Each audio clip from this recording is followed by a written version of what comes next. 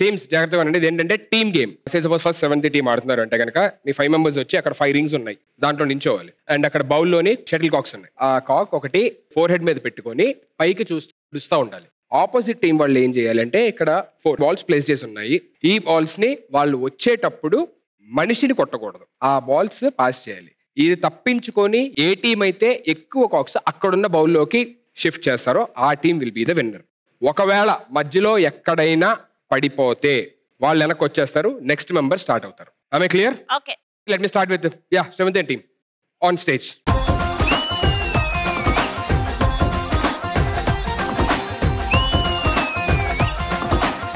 Opposite team ఎవరు వస్తారు balls throw చేయడానికి?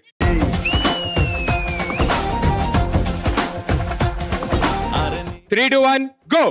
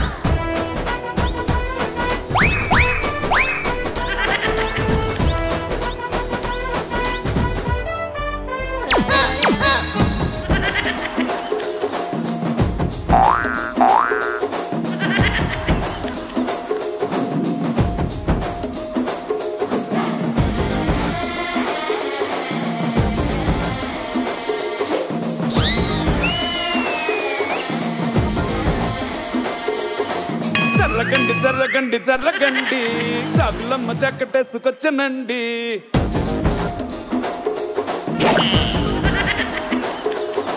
జర్రగండి జర్రగండి కరడేసు పావడేసుకొచ్చనండి.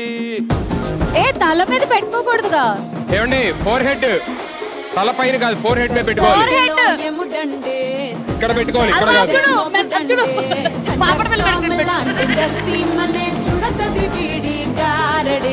జరగండి జరగండి జరగండి మనసు నుంచి 5, 4, 3, 2, 1. స్టార్ లోపలైన స్టార్ వచ్చనండి. So 1, 2, 3, 4, 5, 6.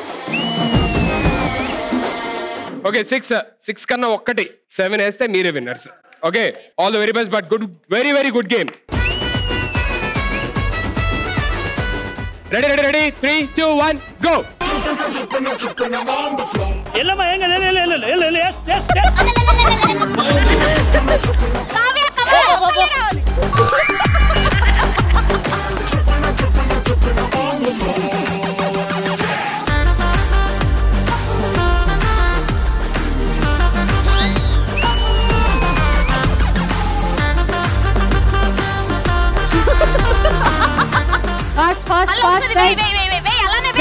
Super Pandu, super. వెళ్ళండి వెళ్ళండి, ఎవరో ఒకరు వెళ్ళండి, టైం వేస్ట్ చేయొద్దు.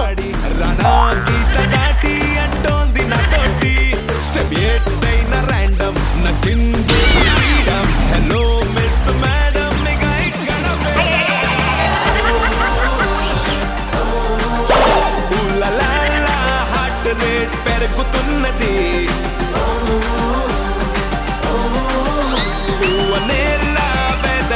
ఉన్నది.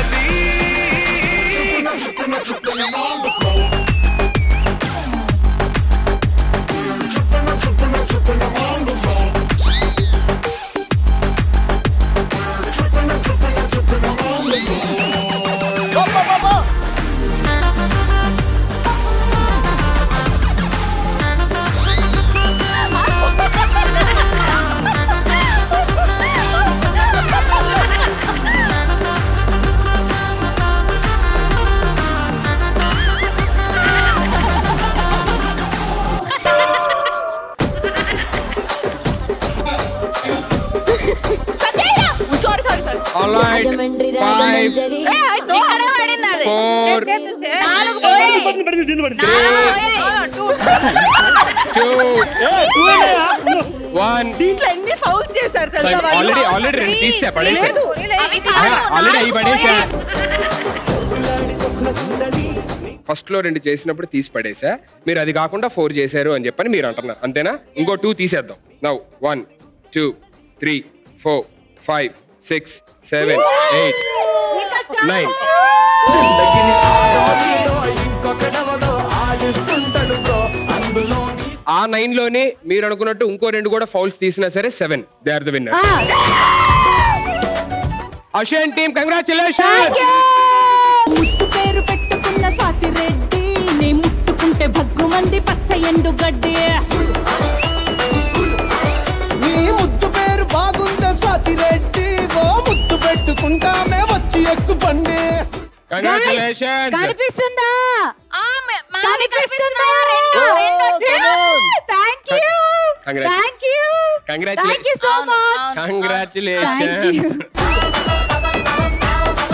నీ ముద్దు పేరు బాగుందా స్వాతి రెడ్డి ఓ నెక్స్ట్ గేమ్ కి వెళ్లే ముందు ప్రతి ఒక్కరి లైఫ్ లోనే ఒక విలన్ లాంటి సిచ్యువేషన్ ఎదురై ఉంటుంది ఆ సిచ్యువేషన్ ని మీరు ఎలాగ ఫేస్ చేశారు ఎలా ఎదుర్కొని దాంట్లోంచి బయటకు వచ్చారు అన్నది మీ లైఫ్ ఎక్స్పీరియన్స్ గురించి ఒక 2 మాటలు let me start with Ashu నువ్వు స్టార్ట్ చేయి నేను ఫస్ట్ టైం ఒక షోలో వచ్చినప్పుడు అప్పుడు కంప్లీట్ గా చాలా వెయిట్ గెయిన్ లో ఉన్నాను వెయిట్ గెయిన్ అయిన ఫేజ్ ఏదైతే ఉందో అది చాలా నేర్పించింది నాకు బట్ ఒక రకంగా అది విలన్ లాగే నాకు అనిపించింది ఫస్ట్ లో ఎందుకంటే almost I was 65 to 70 kgs surroundings మారిపోయాయి లైఫ్ లో ఫ్రెండ్స్ మారిపోయారు ఇంట్లో ట్రీట్ చేసే పద్ధతి మారిపోయింది అంటే మనకు వచ్చే రెస్పెక్ట్ కూడా మారిపోయింది అలా మారిపోతూ నాకు అర్థం కాలేదు అంటే ఒక 6-7 months తర్వాత ఎప్పుడైతే స్లోగా అన్ని కట్ డౌన్ చేసుకుంటూ మళ్ళీ వెయిట్ లాస్ ప్రోగ్రామ్ లోకి వచ్చామో ఎప్పుడైతే మనం జిమ్ అనేది చాలా హెల్ప్ చేసింది నాకు ఆ జిమ్ కి వెళ్ళడం స్టార్ట్ చేసిన తర్వాత కంప్లీట్ గా ఒక న్యూ పర్సన్ లాగా ఇంకా I think gym is like a God to me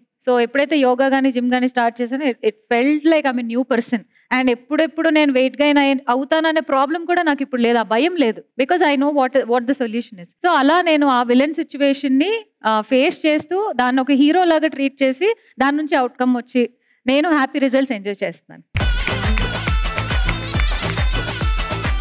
Indraneel గారు ఆర్టిస్ట్ లైఫ్ అనగానే చాలా ఎక్స్పెక్టేషన్స్ ఎక్కువ ఉంటాయి చాలా మందికి బయట జనాలకి పర్టికులర్ గా పబ్లిక్ కి మీ అందరికి తెలుసు ఫుడ్ బిజినెస్ స్టార్ట్ చేసాం అనమాట 2 years అయిపోతుంది చాలా ట్రోలింగ్స్ లైక్ కొంతమంది యూట్యూబర్స్ లైక్ టేస్ట్ చేసి కావాలని వాంటెడ్ ఇప్పుడు మన కస్టమర్స్ ఫోన్ చేస్తున్నప్పుడు కొంతమంది ఒక్కోసారి రియాక్ట్ అవ్వరు మా బిజీగా ఉండటం వలన ఆర్డర్స్ ఎక్కువ అవడం వలన సో వీళ్ళు సరిగా రియాక్ట్ అవ్వలేదని కింద ట్రోలింగ్ చేసి వీళ్ళ దగ్గర ఎవరు కొనకండి అని చెప్పి మెసేజ్ పెట్టి వాంటెడ్లీ ప్యాకింగ్ మొత్తం చింపేసి అది ఎంత లీకేజ్ వచ్చింది అని చెప్పి వాంటెడ్లీ వీడియో చేసి యూట్యూబ్ లో పెట్టడం జరిగింది అనమాట చాలా అప్సెట్ అయ్యాం యాక్చువల్లీ అంటే అది నార్మల్ పీపుల్ బిజినెస్ చేస్తే ఎక్కడ రాదు బయటకు ఎక్కువ సో మనం కొంచెం పాపులర్ అనగానే వాళ్ళు ఇమీడియట్ గా ఇదిగో వాళ్ళు దానిలో ఇలా జరిగింది అని చెప్పి వీడియో పెట్టడం జరిగింది సో నా వైఫ్ చాలా అప్సెట్ అయిపోయింది ఏంటి ఇలాగా అసలు లైక్ బిజినెస్ మనం మంచిగా చేస్తుంటే తను ప్యాషన్ యాక్చువల్లీ మన కింద 10 మంది వర్క్ చేసినా కూడా తనే కుక్ చేస్తుంది అలాంటిది నేను ఒకటే చెప్పా మాట్లాడేవాడు మాట్లాడతాడు ఒక ఆర్టిస్ట్ అనగానే చాలా ట్రోలింగ్ ఇంతకుముందు మాకు ఆ ఫీల్ చాలా పట్టించుకునేవాళ్ళు అదేంటి బ్యాడ్ కమెంట్ వచ్చినా కూడా చాలా హార్ట్ తీసేసుకునే వాళ్ళం అనమాట చెత్త కమెంట్ వచ్చినా కూడా మేము ఇగ్నోర్ చేస్తూ మన బిజినెస్ మనం డెవలప్ చేసుకుంటూ వెళ్తున్నాము ఇప్పటికి 2.5 years అవుతుంది సక్సెస్ఫుల్ గా చాలా మంచిగా రన్ అవుతుంది బిజినెస్ ఆ పాయింట్ మాత్రం నేను నేర్చుకున్నా ఎవరు కూడా ఆర్టిస్ట్ అందరూ చెప్పేది అదే ఏదైనా ట్రోలింగ్ వచ్చినా బ్యాడ్ కమెంట్స్ వచ్చినా అస్సలు మనసుకు తీసుకోకండి అని చెప్పి అది మమ్మల్ని బాగా స్ట్రాంగ్ చేసింది మా ఇద్దరిని that is really good point Sameera గారు ఇది విలన్ సిచ్యువేషన్ కాదో నాకు తెలియదు కానీ ఐ థింక్ నా డెలివరీ తర్వాత చాలా ఒక డిఫరెంట్ పర్సన్ అయిపోయాను చాలా కాలం మనుషులతో మాట్లాడాలనిపించకపోవడం లేకపోతే గ్యాదరింగ్స్ ఉంటే వెళ్ళాలనిపించకపోవడం నాలో నేనే ఉండేదాన్ని సో ఆ టైంలో ఏంటంటే ఈ సిచ్యువేషన్ జరిగేటప్పుడు రికార్డింగ్స్ కానీ ఏవి ఎక్కువ పాడలేదు సాంగ్స్ పాడినవి ప్రమోట్ చేసుకోలేదు మెల్లగా నాకు నేనే యునో నాకు నేనే చెప్పుకున్నాను this is not the way you have to come out of this అని బాగా కష్టపడి మళ్ళీ I came back with a very you know strong nature so ఆ సిచ్యువేషన్ టైంలో నాకు కొంచెం విలన్ సిచ్యువేషన్ అనిపించింది బికాస్ ఆ పరిస్థితులు అలా క్రియేట్ అయ్యాయి అనిపించింది and now I'm back everywhere so I'm happy Now you're back, you're happy and entertaining people. ఇప్పుడు మా అమ్మాయిని కూడా తెచ్చాను ప్రసాద్ నా లైఫ్లో ఇలాంటి సిచ్యువేషన్ అంటే నేను ఒక 2 years బ్యాక్ ఒక సినిమా ఆఫీస్కి వెళ్ళాను. అక్కడ నాకు హీరో ఫ్రెండ్ క్యారెక్టర్ ఇస్తా అని చెప్పి విలన్ క్యారెక్టర్ ఇచ్చారు. అది నా లైఫ్లో చాలా ఇలాంటి situation. Thank you. Soumya. Actually industry ఎలా ఉంటుంది, ఇండస్ట్రీకి ఎంటర్ అవ్వడం అంత ఈజీ కాదు. అది నేను చదువుకునేదే ఒకటి, ఇండస్ట్రీకి వచ్చిందే ఇంకొక రకంగా, అలా చాలా కష్టపడి వచ్చేసాను. నేను ఒకసారి సీరియల్ చేసినప్పుడు నాకు ఈ విలన్ క్యారెక్టర్ అంటే చాలా ఇష్టం యాక్చువల్లీ. కానీ ఇప్పుడు సొసైటీలో ఏమైందంటే విలన్ క్యారెక్టర్ని కొంచెం తక్కువ చూసే వాళ్ళు చాలా మంది ఉన్నారు. సీరియల్ చేస్తున్నప్పుడు హీరోయిన్ దేవతలాగా చూస్తారు, విలన్ క్యారెక్టర్ని చాలా తక్కువ చూస్తారు. విలన్ పవర్ అంటే ఎంత పవర్ఫుల్గా ఉంటుంది. అప్పుడు సీరియల్ చేస్తున్నప్పుడు చాలా పవర్ఫుల్గా క్యారెక్టర్ ఇన్వాల్వ్ అయ్యి చేస్తూనే ఉన్నప్పుడు నాకు అక్కడ జనాలు చాలా తిట్టారు. ఒక్కొక్కసారి నాకు క్యాబ్ బుక్ చేస్తే, ఆటో బుక్ చేస్తే వాళ్ళు నన్ను చూసి అవ్వా నువ్వా చీ నీకెందుకు నేను డ్రాప్ ఇవ్వాలని చెప్పేవాడు. అంత నన్ను హేట్ చేసేవాడు. కానీ అది జనాలు తీసుకున్నారు అన్న క్యారెక్టర్ అని నేను ఓకే అనుకున్నాను. కానీ సెట్ లో కూడా చాలా మనం తక్కువ చూసేవాడు. Because of the we are the second lead అని ఒకే ఒక మాట కోసం మనం ఎంత దరిద్రంగా తొక్కేశారంటే అంత దరిద్రంగా తొక్కేస్తారు. ఇప్పుడు కూడా ప్రస్తుతంగా అన్ని సీరియల్ అని చెప్పను, కొంత సీరియల్ అలా జరుగుతుంది. హీరోయిన్ ని చాలా హైప్ లో చూస్తారు, సెకండ్ లీడ్ ని విలన్ క్యారెక్టర్స్ ని చాలా తక్కువనే చూసేవాడు. అందరికీ సమానంగా చూపించాలి, చూడాలి అనేది నా ఒక ఉద్దేశం. అంటే నాకు పెద్ద అన్న ఉన్నాడు ఒక అన్న. మా అన్న సూసైడ్ చేసుకొని చనిపోయాడు. ఇంట్లో అరిచారని చెప్పి ఒక చిన్న భయంతో వెళ్ళి సూసైడ్ చేసుకున్నాడు. అదే భయంతో మా అమ్మ నాన్న నన్ను పెంచారన్న. అంటే నన్ను ఏమన్నా అంటే నేను కూడా వాళ్ళకి దక్కకుండా వెళ్ళిపోతానని చెప్పి ఆ చిన్న భయంతో అనేది వాళ్ళు పెంచారు. దాన్ని నేను అడ్వాంటేజ్కి తీసుకొని, అంటే నన్ను ఏమన్నా అన్నా కూడా నేను ఇంట్లో నుంచి వెళ్ళిపోయి వాళ్ళని బ్లాక్మెయిల్ చేసి భయపెట్టేవాడిని. నేను కూడా చచ్చిపోతా అని చెప్పి. అలా ఒకరోజు నేను బయటికి వెళ్ళిపోయి ఫోన్ చేసి, నేను రైల్వే ట్రాక్ మీద పడుకో ఉన్నాను, నేను చచ్చిపోతున్నా అని చెప్పేసి ఫోన్ పెట్టేసి స్విచ్ ఆఫ్ చేశాను అన్న ఫోన్. అప్పుడు టైం ఎంత అంటే midnight 12 అయిందన్న. మా అమ్మ నాన్న ఏడ్చుకుంటూ నన్ను ఎత్తుక్కుంటా ఉంటే నేను ఒక మూలను కూర్చొని నిలబడి నవ్వుతా ఉన్నానన్న. అటువంటి విలన్ గా ఉన్నాను నేను. ఇబ్బంది పెట్టి ఏడిపించి ఒకనొక రోజు నాకే అనిపించింది, ఏడిపించే కొడుకు నువ్వే కొడుకురా అని చెప్పి నేను అప్పటి నుంచి ఒక కంపెనీలో సూపర్వైజర్గా జాయిన్ అయ్యి, తర్వాత దేవుడి దయ వల్ల ఇండస్ట్రీకి వచ్చి ఒక సెలబ్రిటీ అని చెప్పి గర్వంగా తిరిగే స్థాయి వరకు వచ్చిందన్న. థ్యాంక్ యూ సో మచ్ ఇదన్న. లిటరలీ నా కెరియర్ బిగినింగ్ లో నేను సేవ్ చేసిన అంత డబ్బు నేను చేసిన ఒక wrong investment has completely gone in to vain because of a trust on some other partners and the business. Definitely business అంటే ఖచ్చితంగా మనం ఉండగలిగితేనే చేయాలి. వ్యాపారాలు ఇంకొకరిని నమ్మి లేకపోతే మన కష్టార్జితాన్ని మనం వేరే వాళ్ళ చేతిలో పెట్టి చేయడం అనేది కరెక్ట్ కాదు. Thank you so much everybody for sharing ఇలాంటి సిచ్యువేషన్స్ మీ లైఫ్లో. మీ లైఫే కాదు ఎవరి లైఫ్లోని ఎప్పుడూ రాకూడదు.